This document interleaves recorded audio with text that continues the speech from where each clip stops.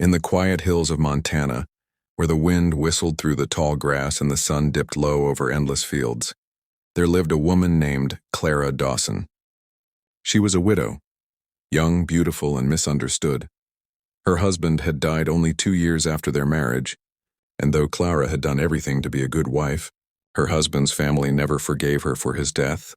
They said she was cursed, that wherever she went, sorrow followed. When her in-laws grew tired of feeding her and seeing her sad face, they decided she had become a burden. And in that cruel heartlessness that some people carry, they devised a punishment. They sent her away, not to a city, not to a friend, but to the loneliest ranch in the West, belonging to a man they called the rough cowboy, Caleb Turner. Caleb was known across the valley as a man of few words and hard hands. He lived miles away from any town, tending his horses, cattle, and broken fences. People said he had no heart left, that life had hardened him after losing his parents in a prairie fire years ago.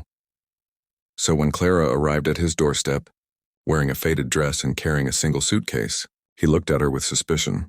"What do you want here?" he asked in his deep, gravelly voice. "I was told to stay here, to help," Clara replied softly, clutching the handle of her case. He frowned. "Help? I don't need any." But when he saw the tiredness in her eyes and the dust on her shoes, he sighed and moved aside. "You can stay in the spare room. Don't get in the way." At first, Clara lived like a ghost. She cooked when he wasn't looking, cleaned when he was out, and never said more than a few words. The silence between them was as wide as the Montana sky. But one evening, as Caleb tried to fix a broken fence in the pouring rain, he slipped in the mud and cut his arm badly. Clara rushed out, grabbed his hand, and said firmly, "Let me help you, please." For the first time, he didn't push her away. She cleaned his wound and wrapped it gently, her hands trembling but sure. Caleb looked at her, really looked, and something shifted in his chest. He saw not a curse, not a punishment, but a woman who had been broken by others' cruelty and yet still carried kindness in her heart. The days passed slowly. Clara began to hum while she worked. The sound of her voice filled the empty house with warmth. She started baking bread, planting flowers by the porch, and mending Caleb's torn shirts. Caleb, in turn, began to soften. He'd sit quietly on the porch at dusk, watching her as she watered the flowers. Sometimes he'd catch himself smiling without realizing it. One night, under a silver moon, he said, "You don't belong here as punishment. Clara, you deserve peace." She turned to him, her eyes glistening. "Peace is here, Caleb. I just didn't know it until now." As spring rolled over the hills, Clara found purpose again. She tended the animals, rode the horses, and even learned how to rope cattle with Caleb's guidance. He laughed for the first time in years when she missed a throw and landed in the hay.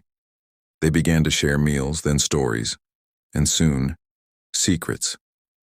Caleb told her about his loneliness, and Clara shared her pain of being blamed for something she didn't cause.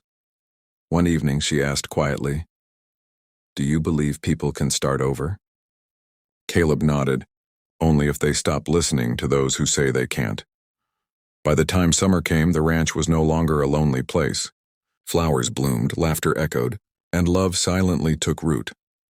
But word spread back to Clara's in-laws that she was thriving, that the cowboy they thought would treat her coldly had instead cherished her. Angry and envious, they rode to the ranch one day, demanding she return home. "You were sent here as punishment," her brother-in-law shouted. "You belong with us, not this man." Caleb stood between them, his face hard as stone. "She's not your burden anymore," he said firmly. "She's my choice. My home." Clara stepped forward, voice calm but strong. "I was never a curse. You just never saw my worth." But he did. Her words cut through the air like truth long denied. The family left in silence, defeated by the dignity she carried. From that day forward, Clara was no longer the widowed woman. She was Clara Turner, the heart of the ranch and the light of Caleb's life. The two built a life of quiet joy, tending horses, watching sunsets, and finding strength in each other's scars. Every morning, when the sun rose over the golden fields, Caleb would look at her and whisper, "They sent you here to break you, but you became my greatest treasure." And Clara would smile, her eyes full of peace because she finally knew love was never a punishment. It was a second chance. Morale. Sometimes life's cruelties are disguised as paths to our greatest blessings. What others mean to destroy you with may become the road to your redemption.